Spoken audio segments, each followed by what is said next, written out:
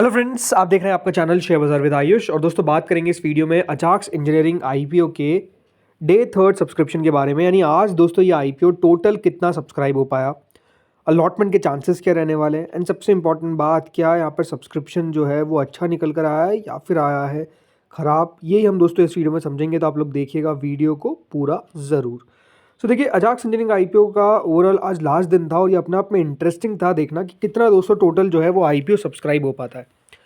1 रुपये की दोस्तों इस आईपीओ की फेस वैल्यू थी। कुल मिलाकर प्राइस बैंड था 599 से 629 रुपीज़ पर शेयर का। कुल मिलाकर दोस्तों ये आईपीओ 1269 करोड़ का था और पूरा का पूरा ओएफएस आपको देखने को मिलता। अब सबसे पहली बात तो अगर आपने ये बात ध्यान रखिएगा, इस आईपीओ में लगाया है, अगर आपने रिस्क लिया है तो ये बात ध्यान रखिएगा, 629 रुपीज़ का आपको एक शेयर मिलेगा। टोटल 23 शेयर्स मिलते हुए नजर आएंगे विद इन सिंगल लॉट। अगर आपने 2 लॉट लगाए तो आपको ज़्यादा शेयर्स मिलेंगे, 3 लगाए तो ज़्यादा मिल जाएंगे। तो चलिए सीधा बात करते हैं सब्सक्रिप्शन पे कि कितना यहाँ पर सब्सक्रिप्शन टोटल निकल कर आया है। सो फ्रेंड्स, देखिए, शुरुआत के 2 दिनों में तो पता चल गया था कि सब्सक्रिप्शन तो इस आईपीओ में बहुत ज़्यादा नहीं आने वाला है, लेकिन ये देख रहे थे कि 49% अगर अभी तक भरा है तो टोटल कितना बढ़ सकता है, 1 गुना, 2 गुना, 3 गुना या 10 गुना, कितना बढ़ सकता है। तो जो फाइनल डेटा हमारे सामने आता हुआ दिखा है उसमें शुरुआत करते हैं क्यूआईबीज से। तो क्यूआईबीज ने टोटल मिलाकर 13 टाइम्स के आसपास भरा है। यानी 40 लाख शेयर्स के सामने क्यूआईबीज ने 5 करोड़ 24 लाख शेयर्स के लिए आईपीओ में एप्लीकेशन लगाया, which is close to 3297 crore. ये क्लियर आपको बात बताता हूँ कि देखिए, सब्सक्रिप्शन बुरा नहीं है, राइट। ये कोई खराब सब्सक्रिप्शन नहीं है, बैड सब्सक्रिप्शन नहीं है। क्यों कह रहा हूँ मैं ऐसा?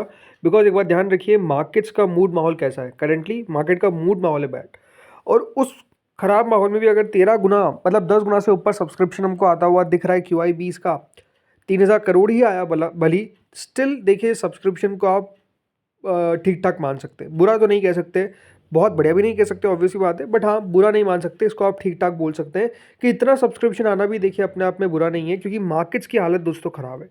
अभी जो 13 गुना सब्सक्रिप्शन हमको आता हुआ दिखा है, किन किन की तरफ से पैसा आता हुआ दिखा है, तो देखिए जो एफआईआई कैटेगरी है वो करीबन 3 करोड़ 15 लाख शेयर्स के आसपास लगाया। अब देखिए, टोटल जो है वो 14.41 के हिसाब से दोस्तों दिखाता हुआ दिख रहा है एनएससी की वेबसाइट पे, तो हम 14 टाइम्स ही मान लेते हैं, ठीक है।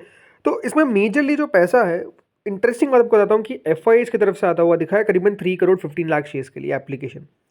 जो बैंक्स है, जो फाइनेंशियल इंस्टीट्यूशंस है हमारे यहाँ की, यानी जो इंश्योरेंस कंपनीज हो गई, राइट, उनकी तरफ से करीबन 83 लाख शेयर्स के लिए एप्लीकेशन आता हुआ दिखा। इंटरेस्टिंग बात, म्यूचुअल फंड्स ने काफ़ी पैसा लगाया है, करीबन 1 करोड़ 33 लाख शेयर्स के लिए एप्लीकेशन सिर्फ हमको म्यूचुअल फंड्स की तरफ से आता हुआ दिखा है। और ये बात ध्यान रखिएगा, म्यूचुअल फंड्स आईपीओ में बहुत ज़्यादा पैसा नहीं लगाते हैं, सब्सक्रिप्शन में बहुत बार एंकर बुक में आ जाते हैं, इसमें कोई डाउट नहीं। एंकर बुक में मेजरली देखिए म्यूचुअल फंड्स आते हैं, बट स्टिल उसके बावजूद यहाँ पर जो सब्सक्रिप्शन हमको आता हुआ दिख रहा है, तो इसमें म्यूचुअल फंड्स ने भी अच्छा पैसा लगाया।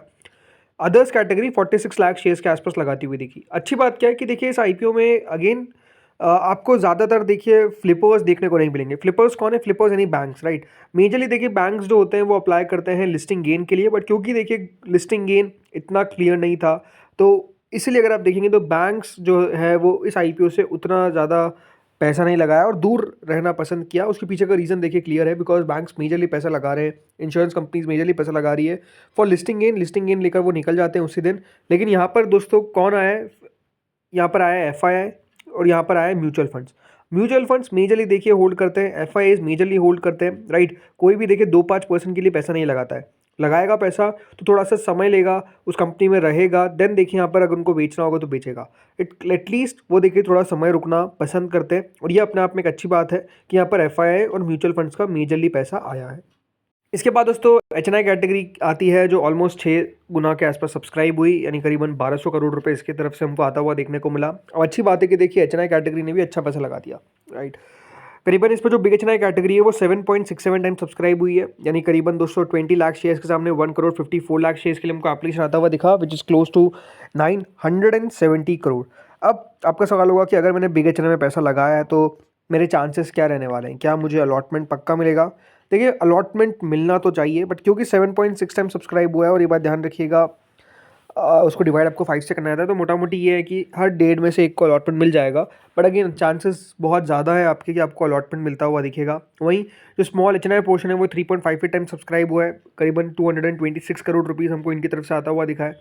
स्मॉल एच के अंदर भी ये बात ध्यान रखिएगा, आपको मेजरली जो अलॉटमेंट है वो 3 में से या फिर 2.75 में से 1 में से मिलता हुआ दिखेगा, यानी यहाँ पर भी बहुत दिक्कत नहीं आने वाली। लेकिन हाँ, अगर सबसे ज़्यादा कंपटीशन आप मुझसे पूछेंगे कहाँ पर है, तो वो ऑब्वियस सी बात है, सबसे ज़्यादा कंपटीशन दोस्तों आपको स्मॉल एचएनआई के अंदर ही देखने को मिलेगा। देन रिटेल पे आते तो देखिए, रिटेल कैटेगरी जो है वो 1.94 टाइम्स के आसपास सब्सक्राइब हुई, यानी 1.94 का मतलब ये है कि रिटेल ने इस आईपीओ में 858 करोड़ रुपीस लगाए, यानी 858 करोड़ रुपए भी देखिए अगर लगा रहा है रिटेल, तो ये अपने आप में कम नहीं है। बिकॉज आप समझ सकते हैं कि मार्केट्स में अभी भी जो मिड कैप है, स्मॉल कैप है, वहाँ पर गिरावट थमी नहीं है। ज़रूर आज आपके पोर्टफोलियोज रिकवर करे होंगे, बट स्टिल वो जो गिरावट है वो अभी तक हमको रुकती हुई देखने को नहीं मिली है। बट उसके बावजूद भी अगर दोस्तों पैसा हमको आता हुआ देखने को मिल रहा है रिटेल का, वो इस तरीके से, तो वो देखिए अपने आप में काफ़ी बढ़िया है और ये अपने आप में एक अच्छा संकेत है। लेकिन अब रिटेल में अगर आपने लगाया तो क्या अलॉटमेंट आपको मिलेगा? ऑलमोस्ट चांसेस है कि आपको अलॉटमेंट मिलेगा, बिकॉज एप्लीकेशन वाइज भी सब्सक्रिप्शन जो है वो 1.01 टाइम्स के आसपास ही देखने को मिला है। हो सकता है कि जिसने 4-5 स्लॉट लगाए हों उसको उतने ना मिले, हो सकता है जिसने 13 लगाने की कोशिश करी हो उसको उतने ना मिले, बट स्टिल एक लॉट तो आपको आराम से मिल जाएगा, ये आप मान के चलिए। एम्प्लॉय कैटेगरी जो है दोस्तों वो करीबन 2.62 टाइम्स के आसपास सब्सक्राइब हुई है, अच्छा खासा सब्सक्राइब एम्प्लॉय पोर्शन भी हो गया, एंड टोटल मिलाकर 6 टाइम्स यानी करीबन 5,394 करोड़ रुपीस इस कंपनी को आता हुआ दिखा है, जो अपने आप में देखिए ऐसे बाजार के अंदर मैं मानूंगा बढ़िया है, सब्सक्रिप्शन बुरा नहीं है। लेकिन अब सवाल यही आता है कि क्या लिस्टिंग गेन मिलता हुआ दिखेगा। वैसे अलॉटमेंट का ये बात ध्यान रखिएगा, तारीख कल की है, कल आपको पता चल जाएगा कि आपको अलॉटमेंट मिला है या फिर नहीं मिला है। मतलब मेजरली देखिए, जो एच कैटेगरी में जिसने लगाया है उसको चेक करने का है। रिटेल में तो अगर आपने लगाया तो मान के चलिए कि आपको अलॉटमेंट मिल ही गया है, राइट। सवाल ये कि कितने शेयर्स का मिला है वो अपने आप में बात अलग है, बट हाँ यहाँ पर अलॉटमेंट मिल जाएगा रिटेल के अंदर। अब आते हैं दोस्तों यहाँ पर कितना ग्रे मार्केट चल रहा है। तो देखिए करेंटली यहाँ पर 13 रुपये के आसपास जीएमपी जो है वो चल रहा है 2%, राइट। कई जगह पर 17 रुपये के आसपास भी ग्रे मार्केट चल रहा है, तो मोटा मोटी देखिए 15 रुपये मान लेते हैं। ग्रे मार्केट में एक्टिविटी आपको थोड़ी सी बेटर होती हुई दिखी है, मतलब बहुत ज़्यादा सुधार तो नहीं है, बट हाँ थोड़ी सी आपको बेटर होती हुई देखने को मिली है, और ग्रे मार्केट 2.5% के आसपास आ गई है।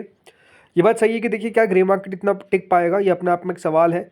बट स्टिल आई थिंक अगर मार्केट्स ने थोड़ी रिकवरी दी तो हो सकता है कि देखिए ये आईपीओ आपको ऐसा नहीं कि फायर वर्क करता हुआ देखने को मिलेगा लिस्टिंग पे। अगर कोई सोच रहा है कि मुझे 50% का लिस्टिंग गेन मिल जाएगा, 60% का मिल जाएगा, इवन 15% का भी अगर आप सोच के चल रहे हैं, तो ऐसा तो नहीं होने वाला है, ये तो क्लियर होना चाहिए आपको। इस आईपीओ में ये बात है कि 5% से 10% के बीच में लिस्टिंग की आप एक्सपेक्टेशन रखिए कि ऊपर में मुझे मिल सकता है, और नीचे में भी इतना ही, उससे ज़्यादा ना नीचे खुलेगा ना उससे ज़्यादा ऊपर खुलेगा, ऐसा लगता है because of the current market. ये देखना है कि कितनी रिकवरी हमको आती हुई दिखती है मार्केट्स के अंदर, ये स्पेसिफिक बहुत इंपॉर्टेंट बात है। नहीं आई रिकवरी तो क्या होगा, तो ये हो सकता है कि देखिए जो 2% का ग्रीन मार्केट है वो भी वैनिश हो जाए, वो भी गायब हो जाए, तो वो आपको ध्यान में रखना है। बाकी देखिए इंटरेस्टिंग होगा इसके लिस्टिंग देखना। मैंने जो आज सुबह वाले वीडियो में भी कहा था, यानी जो दिन में हमने डाला था 2 बजे के आसपास, उसमें भी देखिए यही कहा था आपको कि इसकी लिस्टिंग दिखाएगी कि किस तरीके से देखिए मार्केट्स जो है वो आईपीओ को भी ट्रीट कर रहे हैं। क्या कोई अच्छी कंपनी के आईपीओ भी ठीक ठाक लिस्ट हो पा रहे हैं या फिर नहीं हो पा रहे हैं, ये अपने आप में देखने वाली बात होगी। मैंने खुद ने भी अप्लाई किया, आपको जैसे मैंने बताया था कि अप्लाई करूंगा, तो अप्लाई किया है। आप लोग बताइए क्या आपने अप्लाई किया है या फिर क्या इस आईपीओ का अवॉइड, बताया कमेंट सेक्शन में। इस वीडियो में इतना ही था। Thank you friends for watching this video.